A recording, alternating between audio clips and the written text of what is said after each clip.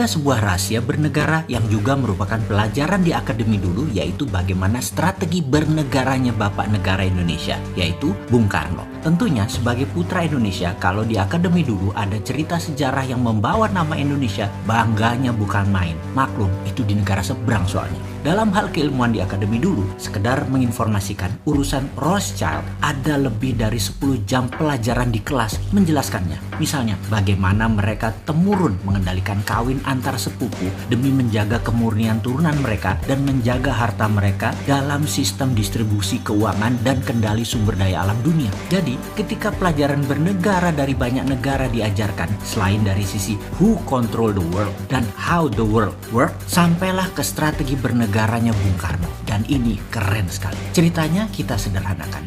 Di dalam membuat mineral 99,9%, misalnya emas, platinum, perak, itu prosesnya dari gunung, batuan atau tanah, diambil, diproses tambang, dimasukkan smelter, di refining, jadilah metal murni. Metal murni dari mineral tambang. Proses membuat 1 kg emas dengan 1 ton emas ya sama saja mata rantainya. Disinilah kejeniusannya Bung Karno dimulai. Dia merasa mengapa harus menunggu mineral metal itu ada dulu baru kita manfaatkan sebagai alat jual beli metal atau alat tawar, dijadikan underlying terbitnya mata uang atau currency. Oleh Bung Karno apa yang dilakukan? Data di gunung, dihitung cost accountingnya, maka diperkirakan misalnya dengan kecepatan 10 tahun nantinya akan dapat 1000 ton emas misalnya. Maka ketimbang nunggu 1000 ton itu ada, rupiah di print saja senilai 1000 ton emas sekarang, di mana modal untuk membuat 1000 ton emas tersebut mulai dari mining proses hingga pemurnian refining katakanlah 30%-nya. Lah, gunungnya gunung sendiri ngapain dibayar? Karena itu harganya cuma 30%. Yang dibayar hanya proses tambang hingga pemurnian saja, karena itu dapatnya cuma 30%.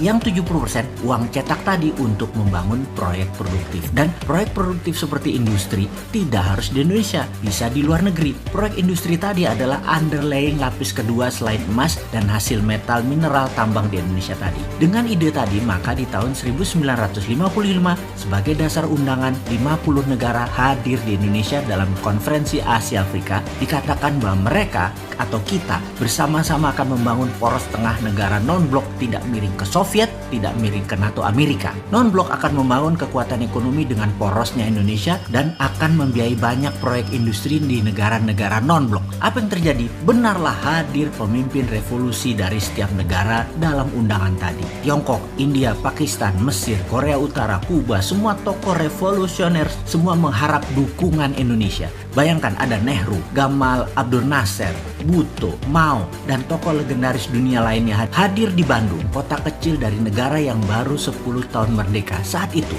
ide jenius Bung Karno mempesona dunia. Indonesia akan membiayai negara non-blok ekonominya tadi. Ternyata, Bung Karno hanya pemikir tunggal atau pemikir sendirian. Di dalam negeri dirongrong kelompok-kelompok yang ingin berkuasa seperti kaum nasionalis, kaum sosialis, komunis, terus berada di sekeliling Bung Karno untuk dapat mempengaruhi kebijakan politik Bung Karno. Kaum Nasakom itu dirangkul oleh Bung Karno. Inilah yang membuat gonjang-ganjing politik nasional kala itu. Di dunia, kekuatan diplomasi dan manuver rupiah sebagai kekuatan ekonomi belum digarap sempurna. Geoekonomi belum tergarap cantik. Jadinya, beliau selesai dengan kudeta cantik di tahun 1966 yang selanjutnya sahabat tahu ceritanya. Pelajaran sejarah di akademi berhenti di cerita tersebut. Namun dunia tidak berhenti di situ. Tiongkok mengambil ide Bung Karno. Mereka tanpa jaminan sumber alam mineral metal berani melawan hegemoni negara superpower di tahun 90-an, di mana Amerika lagi fokus di Timur Tengah untuk mengambil energi minyak dan gas. Tiongkok printing renminbi berdasarkan industri dalam negeri. Dalam 20 tahun underlying mereka kuat dan mulailah ekspansi ke luar negeri, meminjamkan renminbi cetakan yang banyak ke negara luar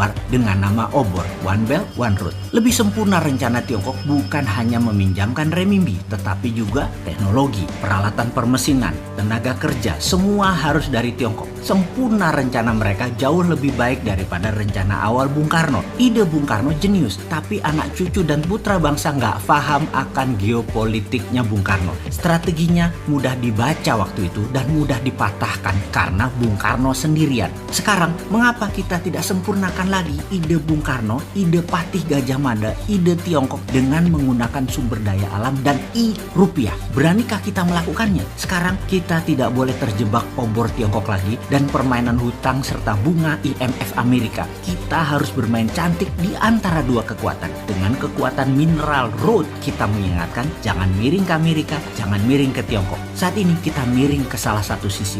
Kita tidak netral lagi. Kita bisa dilihat menyalahi amanah undang-undang sebagai negara netral, negara bebas aktif. Dan informasi ini hanya mengingatkan, gunakan lebih dari satu hati di dalam mengelola negara. Hati-hati.